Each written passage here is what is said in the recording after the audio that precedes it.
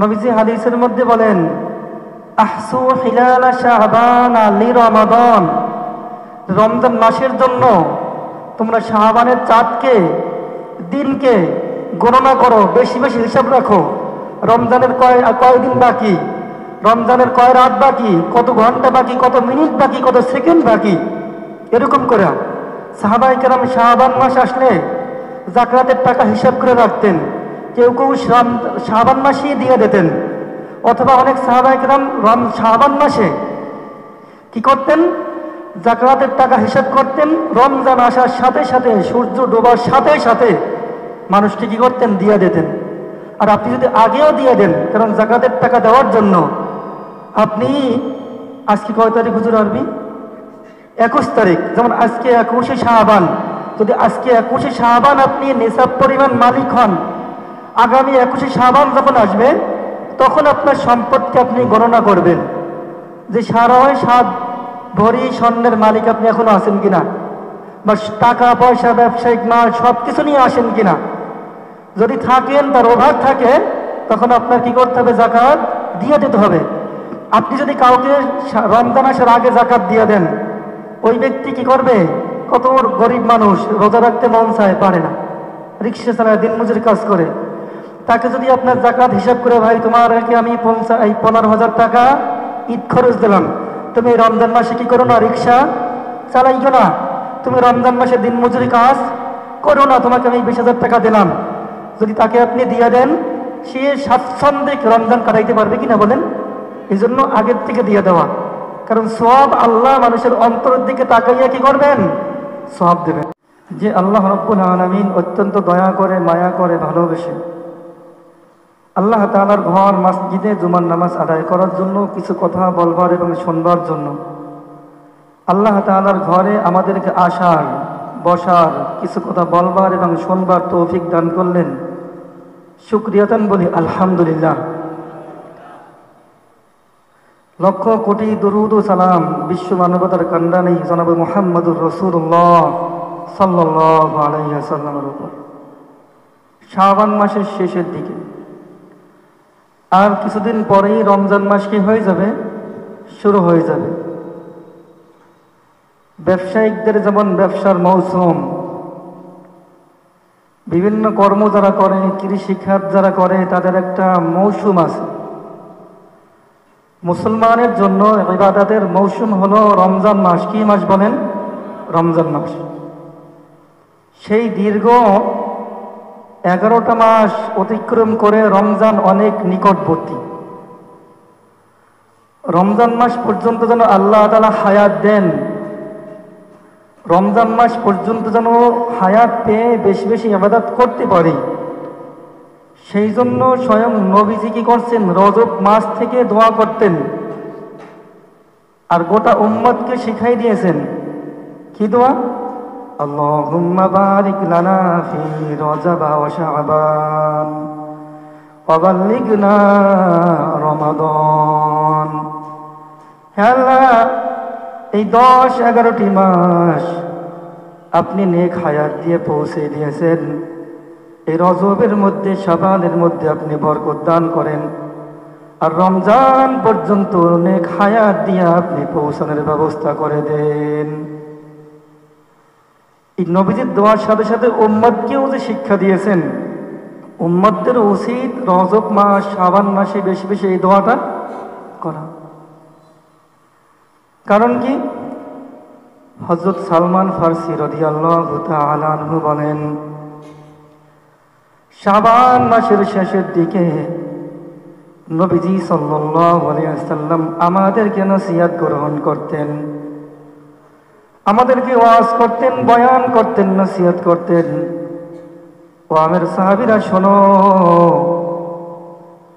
আর কয়েকদিন পরেই রমজান মাস শুরু হয়ে যাবে। তোমরা জানো নি এটা কেমন মাস? এটা অনেক মর্যাদাপূর্ণ মাস, এটা হলো একটা বরকতময় মাস, এটা হলো ধৈর্যের মাস, এটা হলো সহানুভূতির মাস, এটা হলো সংযমের মাস।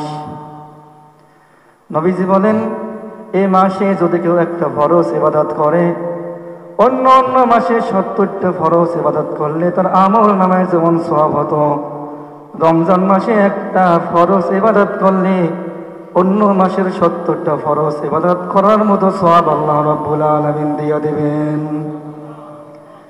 নবীজি আরো বলেন, যে ব্যক্তি এই রমজান মাসে একটি নফল ইবাদত করবে, অন্য মাসে ফরজ ইবাদত করলে তার আমল নামায় যেমন সওয়াব দেওয়া হতো, আল্লাহ রাব্বুল আলামিন তার আমল নামায় সেই রকম সওয়াব দিয়ে দেবেন। নবীজি বলেন, এই রমজান মাস হলো ধৈর্যের মাস, আর ধৈর্যের বিনিময়ে নবীজি বলেন, আস-সাবরু সাওয়াবুল জান্নাহ, ধৈর্যের সব থেকে কম প্রতিদান যেটা হবে সেটা হলো ধৈর্যের বিনিময়ে আল্লাহ রাব্বুল আলামিন জান্নাত দিয়ে দেবেন। কি করবেন? জান্নাত দিয়ে দেবেন। এটা হলো একেবারে কম, কারণ আল্লাহ রাব্বুল আলামিন দুনিয়া শুরু থেকে শেষ পর্যন্ত যত মানুষ আছে সবার জন্য আল্লাহ রাব্বুল আলামিন জান্নাত তৈরি করে রেখেছেন। যারা ঈমান না আনবে, নেক কাজ করবে না, তারা কোনোদিন জান্নাত পাবে না।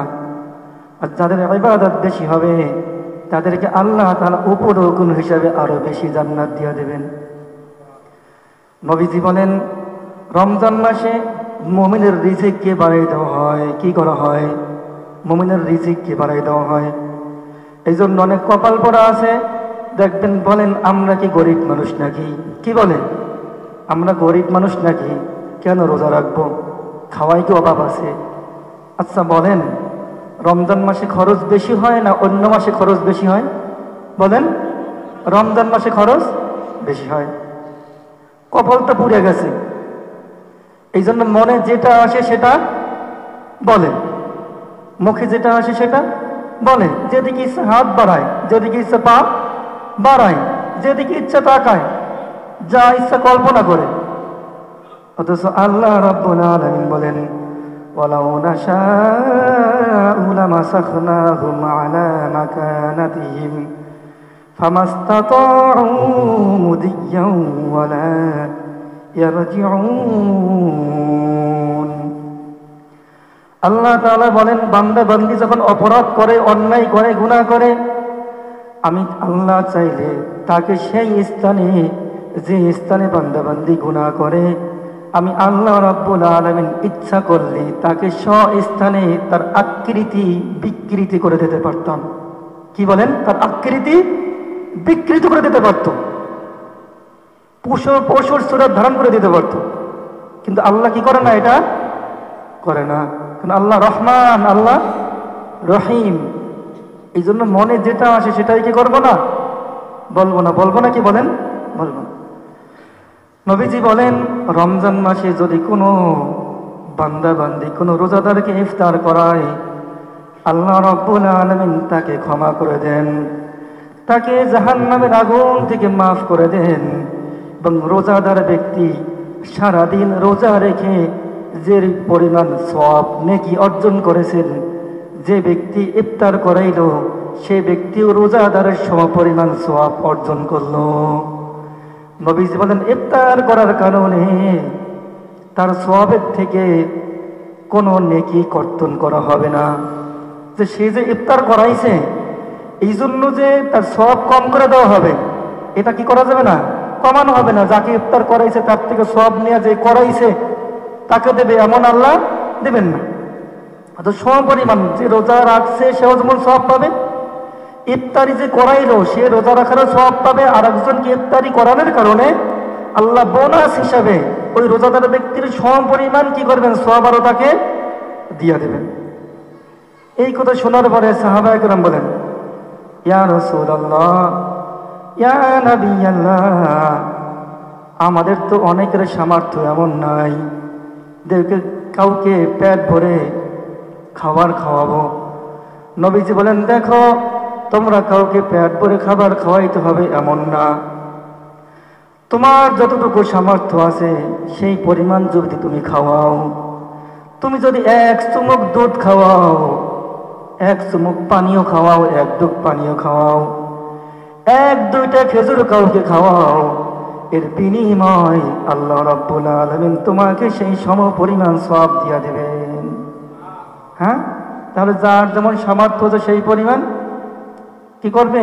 ইফতারি করে দিতে হবে।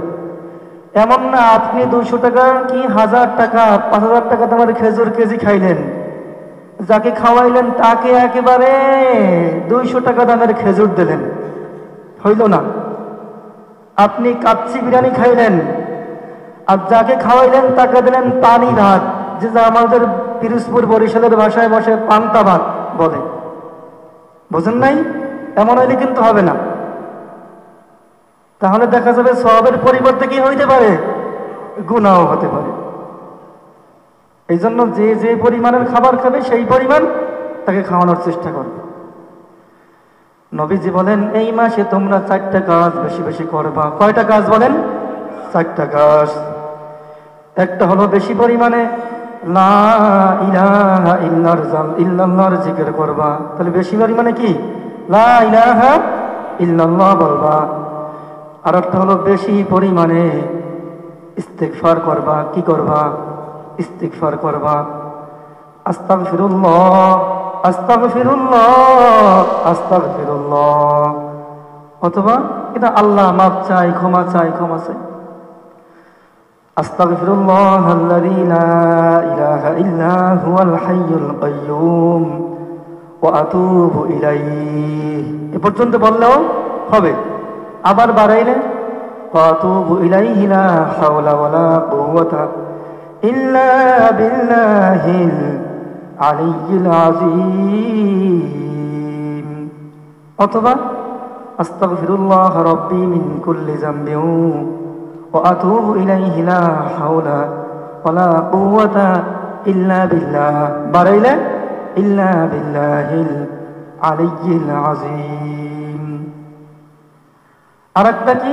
সাইয়্যিদুল ইস্তিগফার, সব ইস্তিগফারের কি? সর্দার। আল্লাহ নবী বলেন কেউ যদি সন্ধ্যায় একবার সাইয়্যিদুল ইস্তিগফার পাঠ করে আর সকালে ফজরের পরে একবার সাইয়্যিদুল ইস্তিগফার পাঠ করে, তার সমস্ত গুনাহগুলো আল্লাহ রাব্বুল আলামিন ক্ষমা করে দেবেন। সেটা কি? আল্লাহুম্মা আনতা রাব্বি লা ইলাহা ইল্লা আনতা খালাকতানি ওয়া আনা আবদুকা ওয়া আনা আলা আহদিকা ওয়া'দিকা মাস্তাতা'তু আউযু বিকা মিন শাররি মা সানা'তু আবুউ লাকা বিনি'মাতিকা আলাইয়া ওয়া আবুউ বিযামবি ফাগফিরলি ফাইন্নাহু লা ইয়াগফিরুয যুনুবা ইল্লা আনতা। এটা কি? সাইয়্যিদুল ইস্তিগফার। শিখবো, আমল করার চেষ্টা করব। এখন এইগুলা করলেই কি মাফ হবে? বলেন না। আল্লাহ চাইলে মাফ করতে পারেন, কিন্তু তওবার অর্থ আত-তাওবাতু নিদামাতু আত-তাওবাতু রুজআতু। তওবা অর্থ লজ্জিত হওয়া, তওবা অর্থ ফিরিয়ে আসা। অনেকে অন্যায় করে, গুনাহ করে, আবার বলে করছি, সমস্যা কোথায়? অনেকে এর থেকে বেশিও অন্যায় করে, সে আমাদের থেকে কি আছে? ভালো আছে। বলে না? বলে কিনা? বলেন, বলেন না? বলে কিনা? বলে। সবাই হা না উত্তর দিতে হয়, দেবেন এগুলা। তাহলে অন্যায়কে কি করতে হবে? প্রথমে অন্যায়কে স্বীকার করতে হবে, হ্যাঁ এটা আমার অন্যায় হয়েছে। তারপর কি করতে হবে? লজ্জিত হতে হবে, যা এটা আমার দ্বারা করা কি হয় নাই, ঠিক হয় নাই। তারপরে অন্যায় থেকে ফিরে আসার কি করতে হবে? ওয়াদা করতে হবে। তারপরে আল্লাহ রাব্বুল আলামিনের কাছে কি করতে হবে? তওবা করতে হবে। রব্বানা যালামনা আনফুসানা ওয়া ইল্লাম তাগফির লানা ওয়া তারহামনা লানাকুনান্না মিনাল খাসিরিন। তাহলে প্রথম নম্বরে অন্যায়কে স্বীকার করতে হবে, লজ্জিত হতে হবে, অন্যায় থেকে ফিরে আসার ওয়াদা করতে হবে। তারপরে আল্লাহ রাব্বুল আলামিনের কাছে তওবা করতে হবে। মুহাদ্দিসিন ইকরাম বলেন, যদি হক্কুল ইবাদ হয়, বান্দার সাথে সম্পৃক্ত কোনো হক হয়, কাউকে ওজন কম দিয়েছেন, কারো টাকা চুরি করেছেন, বোনের হক আদায় করেন নাই, অন্যের জমি কি করছেন? অন্যের জমি ঠেলছে, নিজের জমি বাড়াইছে, এরকম যদি হক্কুল ইবাদ হয়, ওই বান্দা বান্দিকে খোঁজ করতে হবে। খোঁজ করার পরে তাকে যদি পাওয়া যায় এবং যদি তাকে না পাওয়া যায়, পাওয়া গেলে তো তাকে হক আদায় করতে হবে। যে আমি বুঝি নাই, তোমার তো আমি আত্মসাৎ করছি, নাও তোমাকে আমি দিয়ে দিলাম। আমি বুঝি নাই তোমার 1000 টাকা চুরি করছি, নাও দিয়ে দিলাম। আমি বুঝি নাই ওজন কম দিয়েছিলাম, সেই পণ্য নাও বা দাম নাও। যদি তাকে না পাওয়া যায়, তার ওয়ারিশ যারা থাকবে তাদেরকে খুঁজে বের করতে হবে। তাদেরকেও যদি না পান, তাহলে গরিব কাউকে দান করে দিতে হবে। বুঝছেন কথা? ঠিক কোনো টাকা পয়সা হারাইলেও এই সিস্টেম, আমরা টাকা পাইলেই মসজিদে দিই না, মসজিদে দেব না, দেখবো টাকার পরিমাণ কেমন। 10 টাকা 20 টাকা কেউ খুঁজবে না, 1000 টাকা লাখ টাকা কি করবে, খুঁজবে কিনা? সাধ্য অনুযায়ী খোঁজার চেষ্টা করতে হবে, মাইকিং করতে হবে যদি বড় ধরনের অঙ্ক হয়। এরকম খুঁজতে খুঁজতে একান্ত না পাইলে সৎকা করতে হবে, গরিব মিসকিনকে দিতে হবে। পরবর্তী ওই ব্যক্তিকে আবার আপনি পাইলে বলতে হবে যে আমি তো তোমার টাকা পেয়েছিলাম, অনেক দিন খোঁজ করছি, বিজ্ঞাপন দিয়েছি, মাইকিং করছি, কিন্তু তোমার খোঁজ পাই নাই। না পাওয়াতে আমি অসহায়কে, গরিবকে, মিসকিনকে সৎকা করে দিয়েছি। এখন তুমি বললে আমার গাড়ি থেকে দিতে হবে, তখন সে যদি আপনার গাড়ি থেকে চায় তাহলে দিয়ে দেবেন, কিন্তু এরকম কেউ সাধারণত যাবে না। তাহলে এই সিস্টেম করতে হবে।